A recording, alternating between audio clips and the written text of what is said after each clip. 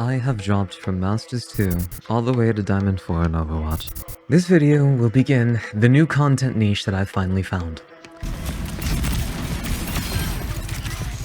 And here in the exposition is where we are. 65 losses. I counted them. An MMR in the trenches.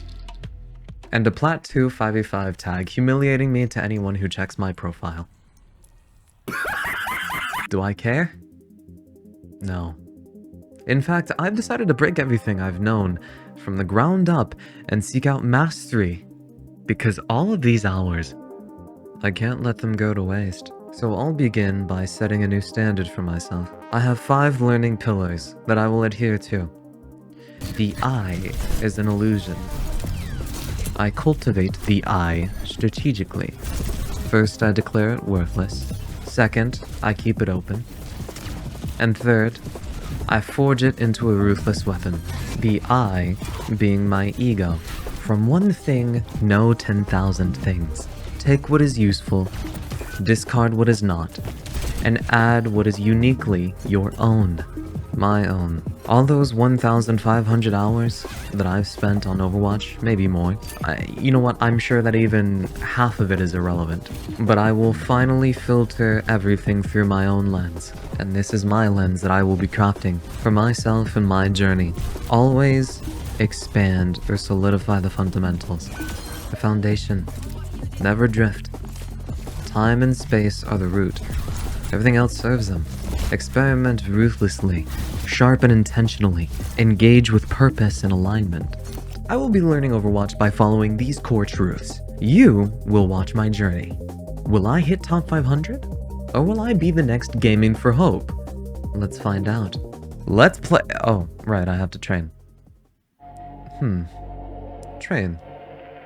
What is that? What does training mean? What do I do? How do I grow? This was what really got me stuck because I see a lot of advice online being thrown around, but then I hear some advice and opinions I'm not so sure about.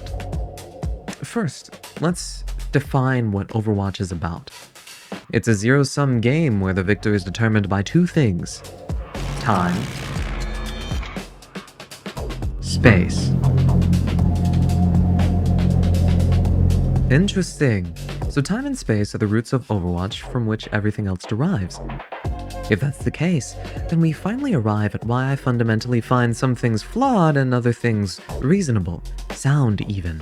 As a martial artist and avid reader, I tend to relate my background to the activities I engage in. As a poet and a writer, I have a playful habit of following Miyamoto Musashi's quote, "From one thing, know 10,000 things." I've even referenced it in one of my old videos. It's how my ADHD brain can learn faster, by connecting the reality of what I'm doing to the other experiences that I've had. If that's the case, what do time and space even mean for Overwatch? Cooldowns, rotations, respawn timers, time is the essence of what rhythm and what flow Overwatch ticks to. Creating an ebb and flow in the tides of battle, from enemy positioning, a macro standpoint, and individual hero cooldowns / reloads, a micro standpoint. Then, space. Space is what is created by using time, and finally winning the game. Space works on a micro level, off-angling, flanking, LOSing the healing, small adjustments for baiting cooldowns, positioning in the map to use the terrain in order to avoid cooldowns like elevators. The list goes on. Macro space is the overall effort and its control through the map, whether through one person or the team. If advice, wisdom, and so-called facts don't follow under these 2 categories, then it's useless. Trash to be discarded from existence. If advice, wisdom, or so-called facts don't serve time and space, it's useless. Trash to be discarded. This means one-tricking is not only allowed, but it's also valid. Bad teammates are irrelevant. Playing for fun is not the goal. Proving superiority through visible solo effort is the only fun that matters. Not the rank, not the people. Pure, skillful domination. Aggression with no cost. Be so good that the other 4 can lean back and spawn while you carry it all. This is the new standard. Now, I train.